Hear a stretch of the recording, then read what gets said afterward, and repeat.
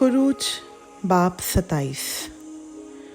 और तू कीकर की लकड़ी की कुर्बानगाह 5 हाथ लंबी और 5 हाथ चौड़ी बनाना। वो कुर्बानगाह चौखूंटी और उसकी ऊंचाई 3 हाथ हो। और तू उसके लिए उसके चारों कोनों पर सींग बनाना, और वो सींग और कुर्बानगाह सब एक ही टुकड़े के हों। और तू उनको पीतल से मंडना।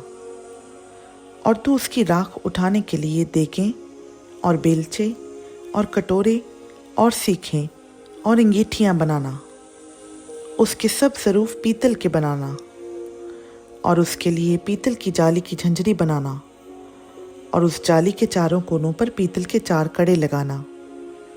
और उस झंझरी को कुर्बानगाह की चारों तरफ के किनारे के नीचे इस तरह लगाना कि वो ऊंचाई में कुर्बानगाह की आधी दूर तक पहुँचे।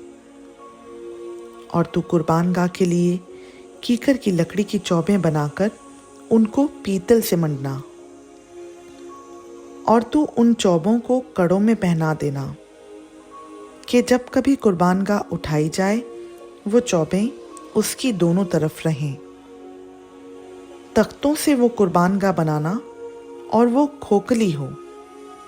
वो उसे ऐसे ही बनाए जैसी तुझे पहाड़ पर दिखाई गई है।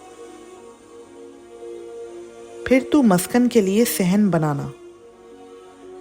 उस सहन की जनूबी सिमत के लिए बारीक बटे हुए कतान के पर्दे हों, जो मिलाकर 100 हाथ लंबे हों।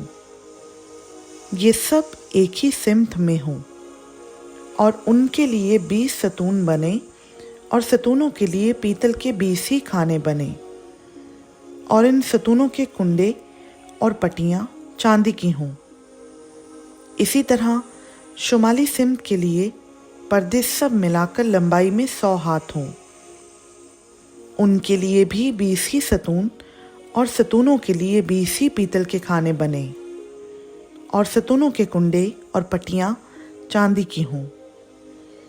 और सहन की मगरबी सिमत की चौड़ाई में 50 हाथ के पर्दे हों। उनके लिए 10 सतून, और सतूनों के लिए 10 ही खाने बने। और मशरकी सिमत में सहन हो। और सहन के दरवाज़ा के एक पहलू के लिए 15 हाथ के पर्दे हों, जिनके लिए 3 सतून, और सतूनों के लिए 3 ही खाने बने। और दूसरे पहलू के लिए भी 15 हाथ के पर्दे और 3 सतून और 3 ही खाने बने। और सहन के दरवाज़ा के लिए 20 हाथ का एक पर्दा हो, जो आसमानी, अर्गवानी और सुर्ख रंग के कपड़ों और बारीक बटे हुए कतान का बना हुआ हो, और उस पर बेल बूटे कढ़े हों। उसके सतून 4, और सतूनों के खाने भी 4 ही हों। और सहन के आसपास सब सतून चांदी की पट्टियों से जड़े हुए हों। और उनके कुंडे चांदी के, और उनके खाने पीतल के हों।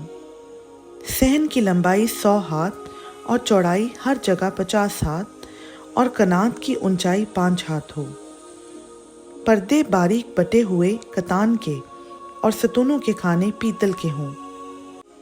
मस्कन के किस्म किस्म के काम के सब सामान, और वहाँ की मीखें और सहन की मीखें, ये सब पीतल के हों। और तू बनी इस्राएल को हुक्म देना कि वो तेरे पास कूट कर निकाला हुआ जैतून का खालिस तेल रोशनी के लिए लाएं, ताकि चिराग हमेशा जलता रहे। खैमा इज्तिमा में उस पर्दा के बाहर जो शहादत के संदूक के सामने होगा, हारून और उसके बेटे शाम से सुबह तक शमादान को खुदावंद के रूबरू आरास्ता रखें। ये दस्तूरुल अमल बनी इस्राएल के लिए नस्ल दर नस्ल सदा कायम रहेगा। खुदावंद का पाक कलाम का पढ़ा, सुना, समझा और कबूल किया जाना हम सबों के लिए बाइस से बरकत हो। आमीन।